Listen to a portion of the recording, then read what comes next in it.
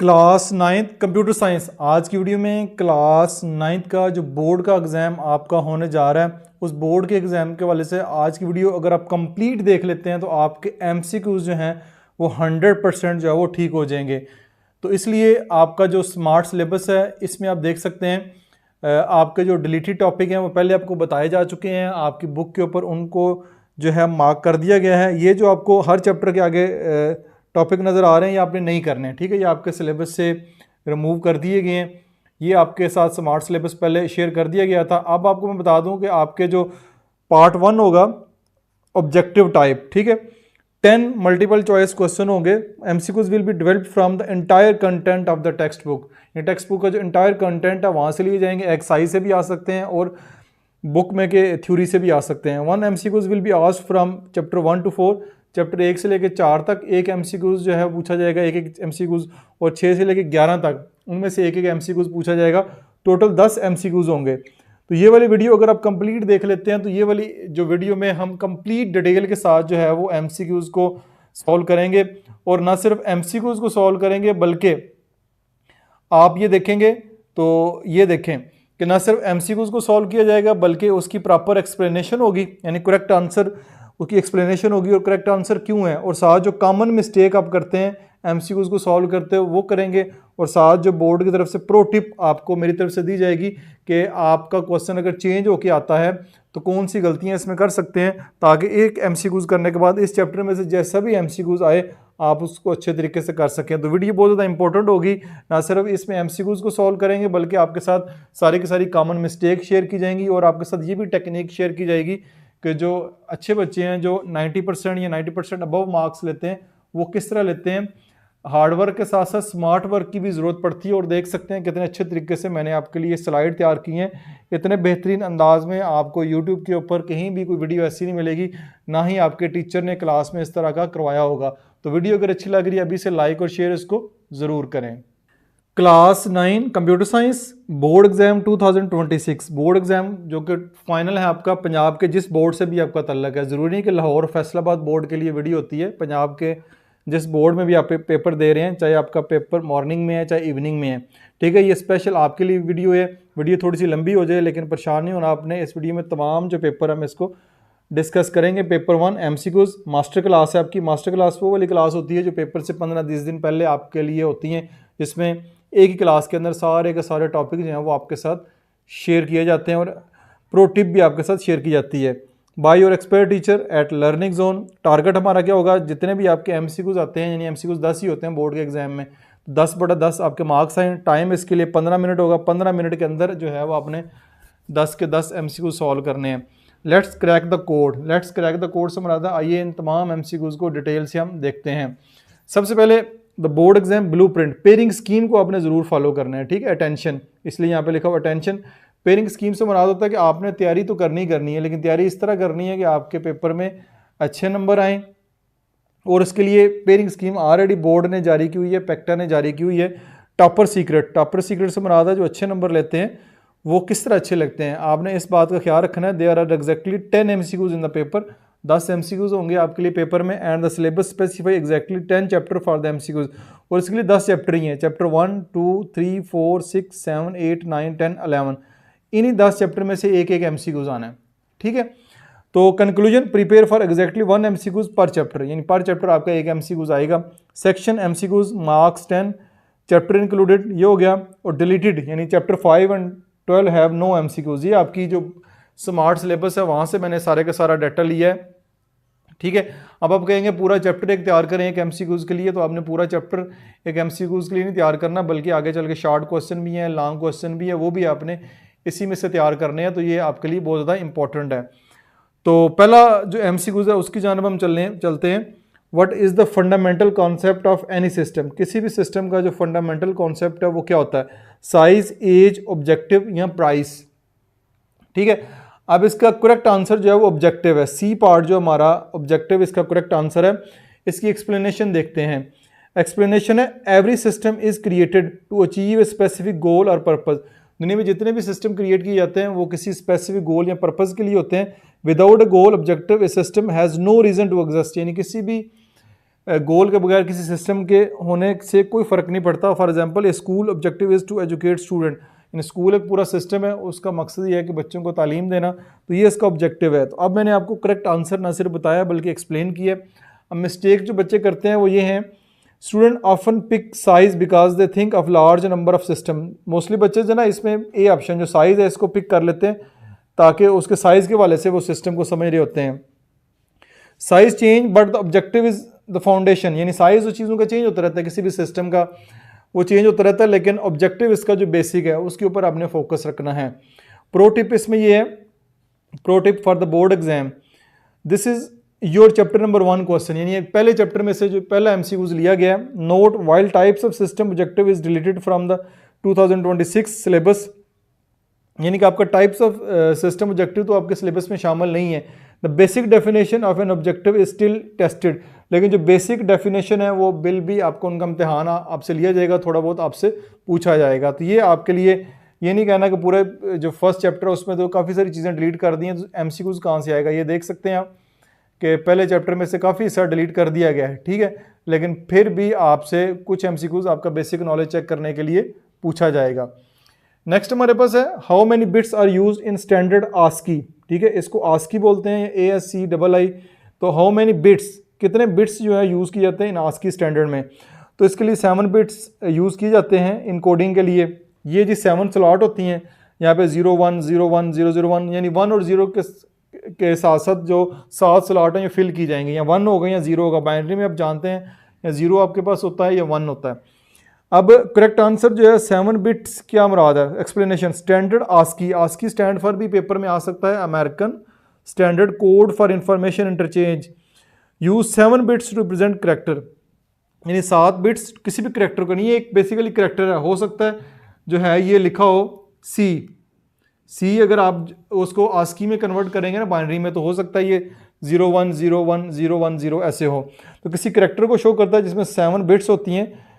This allows it to represent 2 raised to power 7 is equal to 128। अब 2 base 2 है, 2 की power 7, 2 की power 7 से मुराद, बहुत सारे बच्चे यहाँ पे फिर गलती करते हैं, 7 2s 14 कर देते हैं, तो 7 2s आपने 14 नहीं करना, बल्कि 2 को 7 टाइम मल्टीप्लाई करना है। 2 को 7 टाइम मल्टीप्लाई करेंगे तो 128 आंसर आएगा।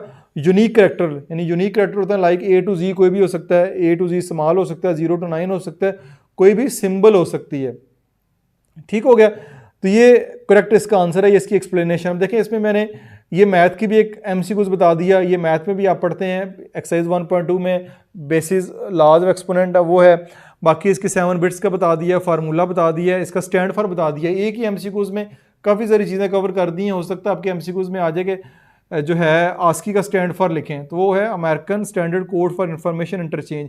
इसलिए मैं कह रहा हूँ कि ये वीडियो बहुत इंपॉर्टेंट है, इसमें बहुत सारे काम आपके हो जाएंगे अगर वीडियो हम कंप्लीट देख लेते हैं।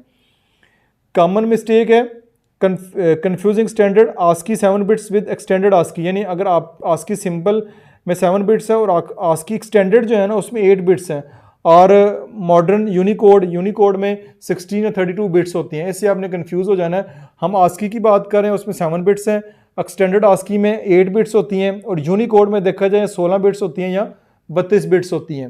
तो ये यहाँ पे ये भी आपको बता दिया कि यूनिकोड और एक्सटेंडेड आस्की में कितने नंबर ऑफ बिट्स होते हैं। Pro tip for board exam chapter 2 question, memorise this formula, n bits 2 raise to power n combination, यानी 2 रेज टू पावर n 7 है, 2 की पावर 7 हो जाएगा।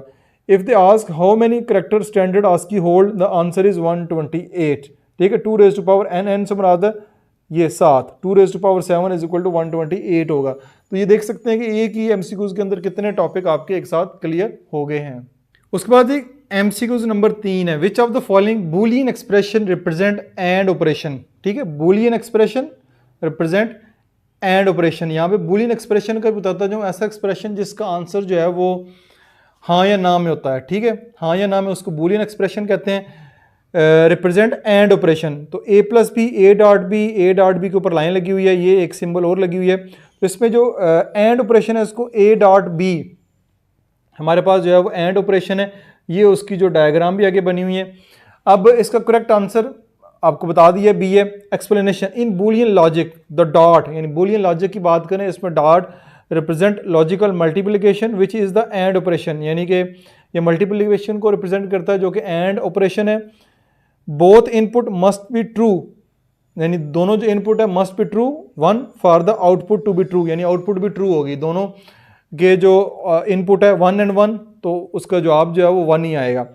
कॉमन मिस्टेक यहाँ पे क्या होती हैं, हम जो है बच्चे पिकिंग कर लेते हैं a प्लस बी को, एंड a प्लस बी ले लेते हैं, ठीक है। Remember that the plus sign, ठीक है, प्लस साइन ये वाला है ना, रिप्रेजेंट द आर, यानी जो प्लस साइन है वो आर को रिप्रेजेंट करता है, OR operation, and NOT AND को रिप्रेजेंट नहीं करता। तो यहाँ पे आपने कॉमन मिस्टेक भी पता चली और ये भी पता चला कि आर ऑपरेशन आ जाए तो ए जो है आपने प्लस बी लगाना है जब मल्टीप्लाई का आ जाए, ठीक है। तो जब आपके पास या तो फिर ए जो है एंड वाला ऑपरेशन आ जाए तो ए मल्टीप्लाई बाय बी ये वाला सेलेक्ट करना आपने। Pro tip for board exam chapter 3 cheat sheet, ये चैप्टर 3 की चीट शीट है, ये फार्मूले हैं बेसिकली चैप्टर 3 के अंदर। एंड डॉट होगा, और के लिए प्लस का साइन होगा, नॉट के लिए ऊपर ये बार लगा होगा, ये जो बार आपको नजर आ रहा है ना, ये तीसरा ये बार लगा हुआ, ये नॉट के लिए ओवर लेटर, ठीक है। ये इसकी चीट शीट है, ये फार्मूले कह सकते हैं जिनका आपने ख्याल रखना है। नेक्स्ट हमारे पास which of the following step is use to put the plan into action, ठीक है। Which of the following step is use to put the plan into action, तो इसमें सी ऑप्शन ठीक है, implement the solution, plan is equal to implement action, correct answer. अब correct answer है implement the solution. कैसे, explanation है, in problem solving once you have created a plan, problem solving में जब भी आपको प्लान क्रिएट कर लेते हैं, the very next step is to execute it, और उसका अगला जो स्टेप है उसको आपने एग्जीक्यूट करना है। Implementing simply mean doing the actual work to apply our solution, यानी जो हमारा एक्चुअल वर्क है उसको अप्लाई करें और सोल्यूशन उसका हासिल करें।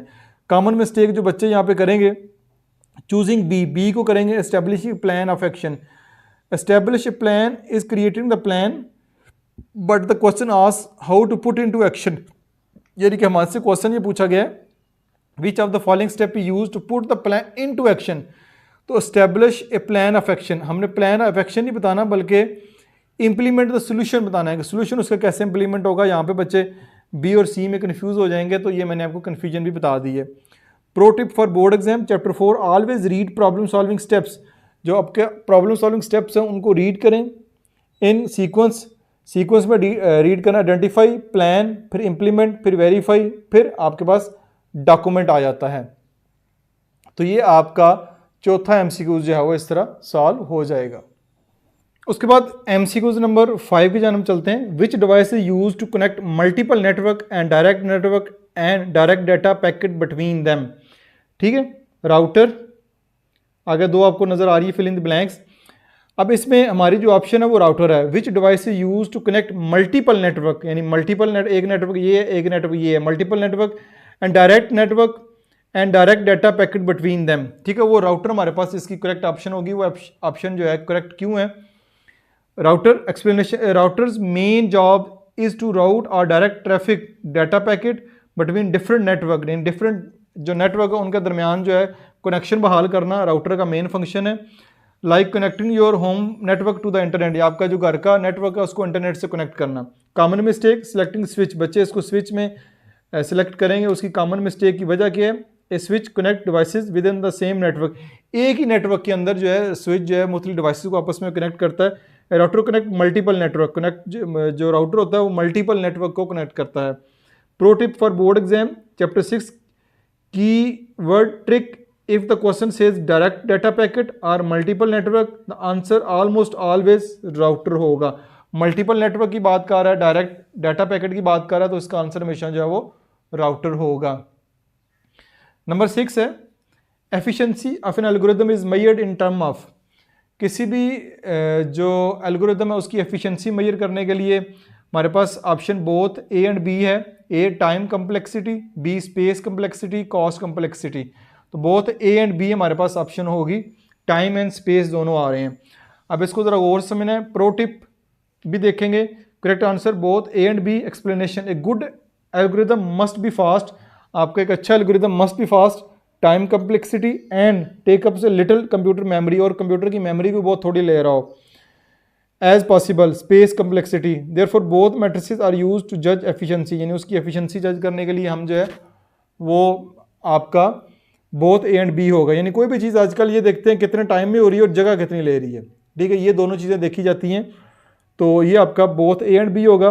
Common mistake, student rush and select as soon as the read time complexity, जब आप जल्दी में इसको सेलेक्ट करेंगे ना, आंसर देखेंगे तो टाइम कम्प्लेक्सिटी को कर देंगे विदाउट रीडिंग ऑल ऑप्शन, बगैर किसी वजह के सारी ऑप्शन रीड करने के।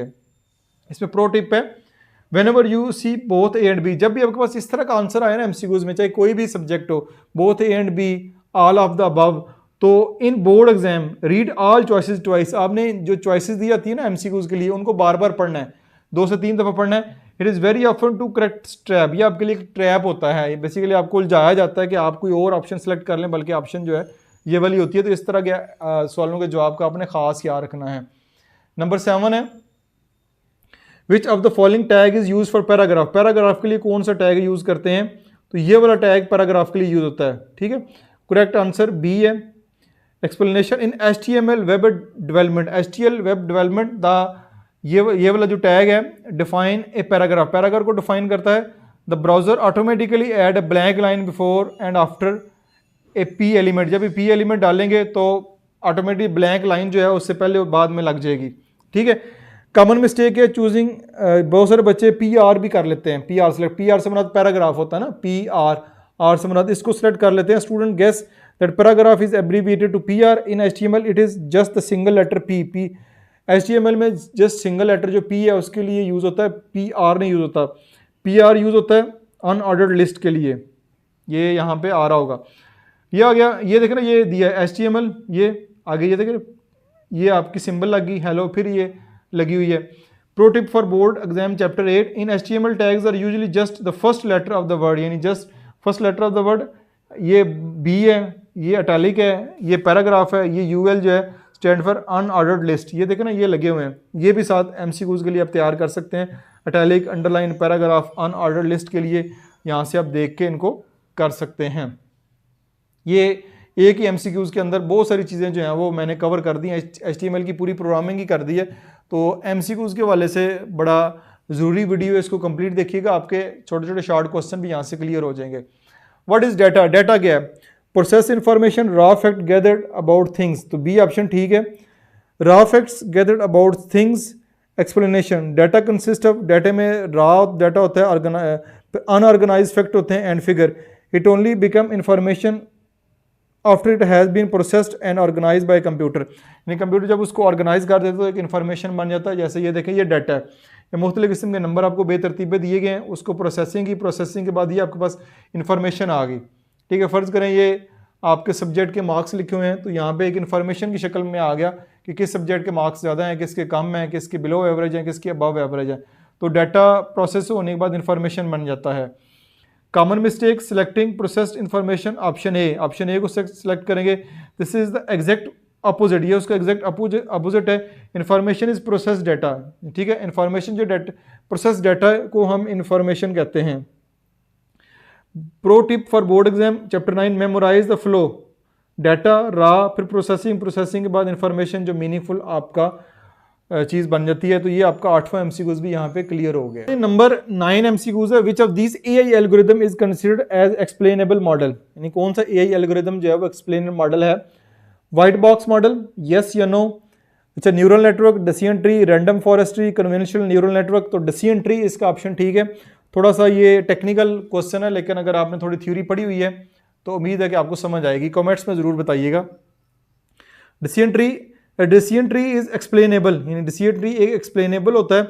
White box model, because human can easily look at its branches and understand exactly why it is made a specific decision. Neural network are complex hidden black boxes.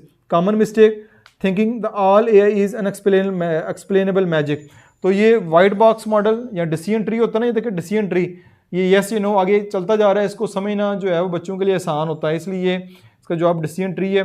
Chapter 10 alert note, explainable white box algorithm rule base is officially deleted from the 2026 syllabus, but decision tree, and decision tree जो है ना still fall under general AI stick to what is visually transparent. ठीक है, ये इसका काफ़ी हिस्सा delete कर दिया गया, लेकिन थोड़ा सा इसका इन्फॉर्मेशन चेक करने के लिए आपसे जनरल एआई से रिलेटेड जो है उन्होंने एमसीक्यूज दिया है, तो ये आपने इसको ज़रा देख लेना है। Chapter 10, why is it important to use computer safely and responsibly. हमें कंप्यूटर को सेफली और रिस्पॉन्सिबली यूज़ क्यों करना चाहिए? To protect our personal information and make wise choices about hardware and software. ठीक है, pro tip, correct answer, to protect our personal information, safe and responsible computing. Cyber ethics is primarily about protecting data privacy, security and making lawful choices, not about speed or saving money. ठीक है, ये इसकी option होगी। Common mistake जो आप इसमें कर सकते हैं, सिलेक्टिंग डी को भी सिलेक्ट करेंगे। To avoid playing for software, to avoid paying for software, to avoid paying using pirated software, to avoid paying is actually irresponsible, illegal and unsafe. ठीक है, लेकिन हम पाकिस्तान में ज़्यादातर ऐसे सॉफ्टवेयर यूज़ करते हैं जिनकी हमने पैसे नहीं दिए होते, फ्री वाले में यूज़ कर रहे होते हैं, लेकिन उसके नुकसान ही होता है, इररिस्पॉन्सिबल बिहेवियर है, इलीगल है और अनसेफ भी है। Pro tip for board exam, chapter 11, in ethics question always choose the option that focuses on privacy. यानी ऐसे ऑप्शन को सेलेक्ट करना है जो प्राइवेसी, सिक्योरिटी और लॉ के ऊपर फोकस कर रहा हो। The longest most comprehensive option is often correct here. यहाँ पे जो प्रो टिप है, जो जितना ज़्यादा लंबा इसका ऑप्शन होगी ना, मोस्ट कंप्रिहेंसिव होगी, वो उसका जो है आंसर ठीक होगा। यहाँ पे देख सकते हैं कि जो सबसे बड़ा है फिक्रा वही इसका आंसर बन रहा है। तो ये आपके 10 MCQs यहाँ पे मुकम्मल हो गए हैं। फाइनल हम स्ट्रेटजी देख लेते हैं। Final board exam execution strategy, the 15 minute rule, you have exactly 15 minutes for the 10 MCQs। 10 MCQs के लिए 15 मिनट है, हर के लिए 1.5 मिनट है। आपने क्या करना है, first page 5 minute, answer the ones you know instantly. आपको जिनके आंसर आते हैं फ़ौरन, जैसे लाइक HTML टैग और आस्की बिट्स वाला, जो इनके आंसर फ़ौरन आपको आते हैं, ये फ़ौरन लगा देने हैं। सेकंड पास 7 मिनट होंगे। Workout the tricky one, logic gates, algorithm, read all option carefully. इनके आपने सारे ऑप्शन पढ़ने हैं, पढ़ने के बाद आपने टाइम लगाना है। 7 और 5 12 मिनट हो जाएंगे। आखिरी 3 मिनट जो हैं फाइनल चेक होगा। Ensure you fill the bubble sheet correctly, यानी आपने बबल शीट को करेक्टली फिल कर लिया है। नो डबल बबलिंग, यानी डबल बबल शीट फिलअप नहीं करनी है आपने। Emergency rule, if you get stuck use the process of elimination, cross at the obvious wrong answer first. यानी अगर आप कहीं स्टक हो गए हैं, नहीं समझ आ रही क्या करना है, तो आपने एलिमिनेशन करना है। एलिमिनेशन ये होता है कि आपने रॉन्ग आंसर जो है वो उनको क्रॉस करना है कि ये रॉन्ग आंसर है, ये नहीं हो सकता। बाकी जो ऑप्शन बने में उनमें से तुक्का लगा देना है। Subscribe to learning zone for paper 2 subjective preparation, best of luck, 100% guaranteed. ये आपके साथ मेथड शेयर किया गया। तो आपने पेपर 2 के लिए चैनल को लाजमी सब्सक्राइब कर लें, बल्कि ऑलरेडी आपने किया होगा। तो ये डिटेल से हम जिस तरह कंप्यूटर की है, इससे पहले हम इंग्लिश, मैथ, उर्दू भी कर चुके हैं, बाकी सब्जेक्ट भी बारी बारी आपके साथ इस तरह डिटेल के साथ आपको समझाए जाएंगे। वीडियो को लाजमी शेयर करें, चैनल को सब्सक्राइब करें, बेल का नोटिफिकेशन ऑन करें और एक अच्छा सा कमेंट्स भी करें। अगर कोई क्वेश्चन हो तो वो भी पूछ सकते हैं। आपने बहुत सारा ख्याल रखिएगा। This is Masood Mubashar signing of.